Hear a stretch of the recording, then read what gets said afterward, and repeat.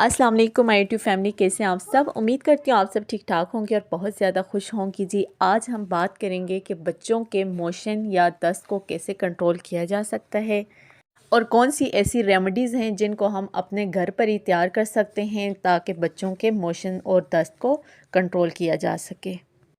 देखें, बीमारियां सारी ही बुरी होती हैं क्योंकि बच्चों के अंदर उनका इम्यून सिस्टम बहुत ज़्यादा वीक होता है, जिसकी वजह से वो किसी भी बीमारी के अगेंस्ट इतना ज़्यादा फ़ाइट नहीं कर सकते, डिफेंड नहीं कर सकते। एंड मोशन तो एक ऐसी बीमारी है जो बच्चों को दिनों में कमज़ोर कर देती है। इससे डिहाइड्रेशन हो जाती है, बच्चे का कलर येलो पड़ जाता है।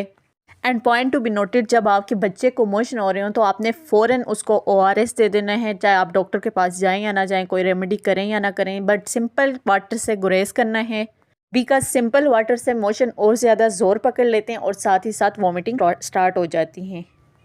तो आज मैं आपको दो छोटी छोटी रेमेडीज़ बताऊंगी जो बहुत ज़्यादा इजी हैं और बहुत ज़्यादा इफ़ेक्टिव हैं। इंशाल्लाह आपको किसी भी डॉक्टर के पास नहीं जाना पड़ेगा, अल्लाह आपका बच्चा चंद घंटों में ठीक हो जाएगा।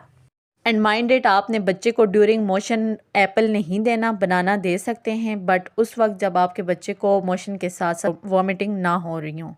अगर वॉमिटिंग भी हैं तो फिर आपने बनाना नहीं देना, लाइट फूड देना है, दलिया, खिचड़ी वगैरह या कोई भी खीर।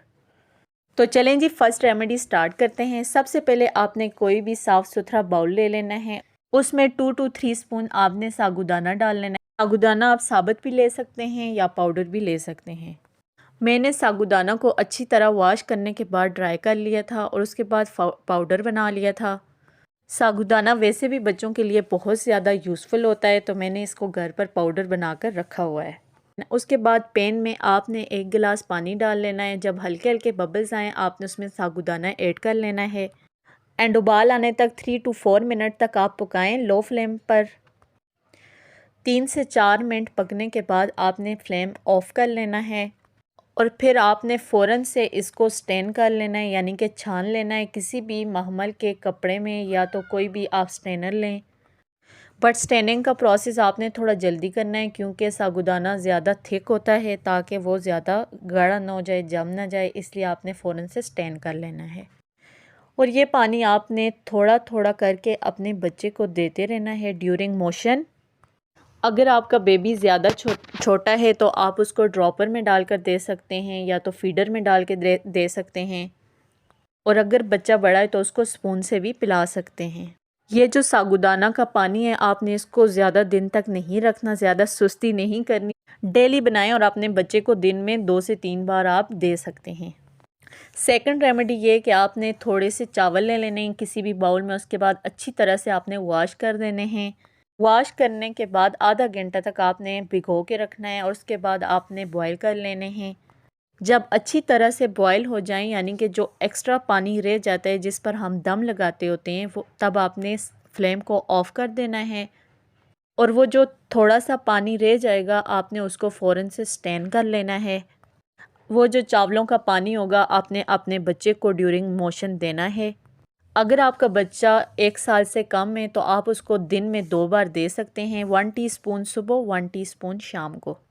एंड अगर बच्चा 1 साल से ज़्यादा है 2 स्पून सुबह, 2 स्पून शाम को आप उसको दे सकते हैं। ये दोनों रेमेडीज़ बहुत ज़्यादा इफ़ेक्टिव हैं, बहुत ज़्यादा आजमाई हुई हैं। मैं अपने बच्चों का इस तरह ही ट्रीटमेंट करती हूँ घर पर ही, मुझे डॉक्टर के पास जाने की ज़रूरत नहीं पड़ती। तो ये दोनों रेमेडीज़ बहुत ज़्यादा हेल्पफुल होंगी आपके बच्चे के लिए इंशाल्लाह। तो आपके बच्चे को जब भी मोशन हो, लूज़ मोशन हो, तो आप ये ज़रूर ट्राई कीजिए एंड मुझे कमेंट सेक्शन में ज़रूर बताइएगा कि क्या आपके बच्चे को इस रेमेडी से फ़र्क पड़ा है या नहीं, उसके मोशन कंट्रोल हुए हैं या नहीं। तो ये थी जी आज की हमारी छोटी सी वीडियो। अगर आपको पसंद आए तो लाइक शेयर ज़रूर कीजिएगा, प्लीज़ आप लाइक कीजिएगा, सब्सक्राइब कीजिएगा। आपका ये जो रिएक्शन होता है हमारे लिए बहुत ज़्यादा मोटिवेटेड होता है। तो अपना और अपने प्यारों का ख्याल रखिएगा और अपनी दुआओं में याद रखिएगा। इंशाल्लाह मिलते हैं नेक्स्ट वीडियो में, तब तक के लिए अल्लाह हाफिज़।